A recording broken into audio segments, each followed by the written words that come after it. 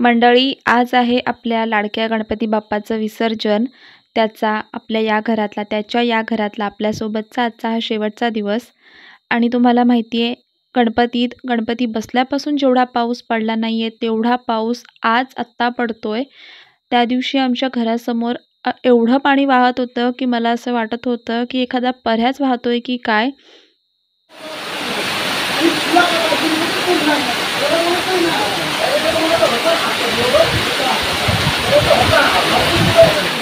गणपती बाप्पाच्या विसर्जनाच्या दिवशीच आमच्या घरी कुमारिका पूजन होतं, ज्याला कुवारणी पूजन असं सुद्धा म्हटलं जातं. छोट्या छोट्या 7 कुमारिकांना घरी बोलवून त्यांची पूजा केली जाते. त्यांना देवी समान मानून त्यांचे पाय धुतले जातात, त्यांची सेवा केली जाते. तर त्याचीच सगळी तयारी चालू होती. हा सागर आहे, आपला सागर. रक्षाबंधनाच्या दिवशी आम्हाला सागरला राखी पाठवता आली नाही आणि सागरला पण गावी यायला जमलं नाही.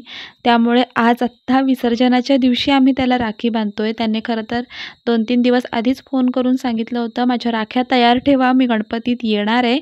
तसं बघायला गेलं तर सागरचं आणि आमचं रक्ताचं असं कुठलंच नातं नाही आहे. तो आमचा शेजारी आहे, पण अगदी शाळेत असल्यापासून, लहानपणापासून आम्ही त्याला राखी बांधतो आणि सागर पण आमच्याशी अगदी सख्ख्या भावासारखाच वागतो.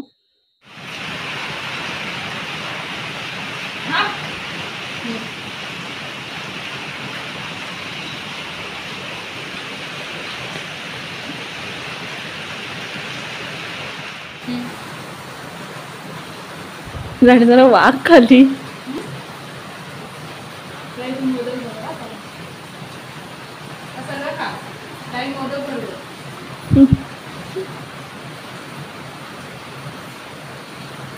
चालू कर.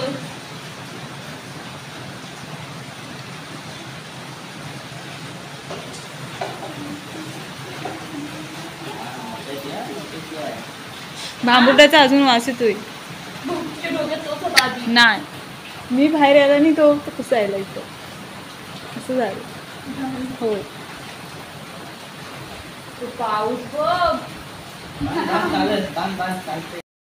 अशा पद्धतीने आमचं बिलेटेड रक्षाबंधन पार पडलं.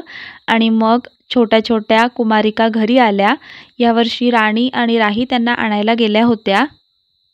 यावर्षी आमच्या घरी पहिल्यांदाच एवढ्या छोट्या छोट्या कुमारिकांचं पूजन होणार होतं.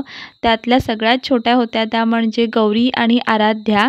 आता पप्पा ज्या मुलग्याला टोपी घालतायत त्याच्या मांडीवर जी मुलगी बसली आहे ती मुलगी आहे, तो मुलगा नाही आहे, ती मुलगी आहे. तिचं नाव आहे आराध्या. आणि दुसरी जी उभी आहे फ्रॉक घालून, तिचं नाव आहे गौरी. तर त्या अगदी छोट्या छोट्या होत्या आणि त्यामुळे आम्हाला कुतूहल वाटत होतं की या देवींची आज आपल्या घरी पूजा होणार आहे. त्यानंतर मम्मीने पूजा करायला घेतली. आमच्याकडे कोकणात मुलींचे पाय धुतले जातात आणि मुलगा जो 8वा कान्हा म्हणून आपण पुजतो, तर त्याचे अंगठे 2 हातांचे अंगठे धुतले जातात.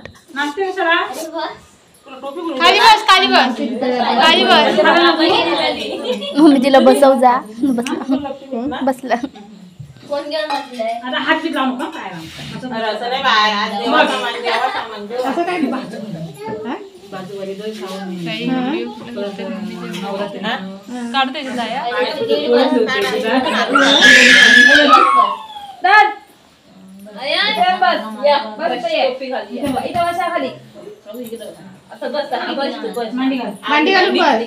फुलं तुम्ही सगळीच घातली.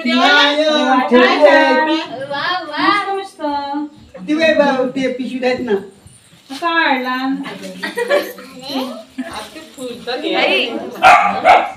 गौरी खाली बस. तिकडे बांधलेला आहे. तुम्ही आपण आहे तिकडे तर बघ.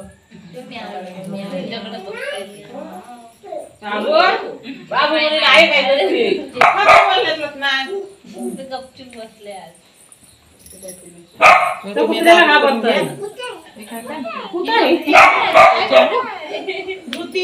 पण चांगली चालणार होती.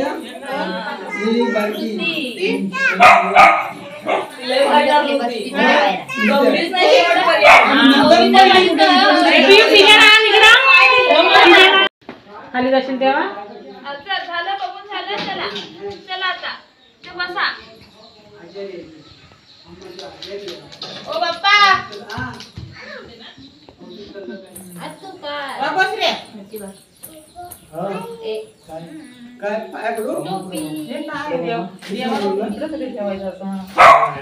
सगळ्यांनी पूजा केल्यानंतर आशीर्वाद घेतल्यानंतर मम्मीने या कुमारिकांना वाण दिलं. त्यामध्ये रुमाल, त्यात लाह्या, एखादं फळ, फूल आणि खोबऱ्याचा तुकडा यांचा समावेश असतो. कान्ह्याला सुद्धा रुमाल दिला जातो बरं का.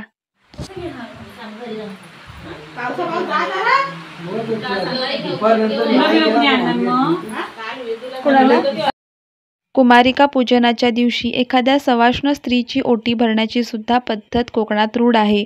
म्हणूनच मम्मी दरवर्षी बायत्तेला सुद्धा ओटी भरण्यासाठी बोलवते. मांडी घालून बस. शाण्या मुलीसाठी शाणी आहेस की वेडी? मग सगळा बस. मांडी घाल.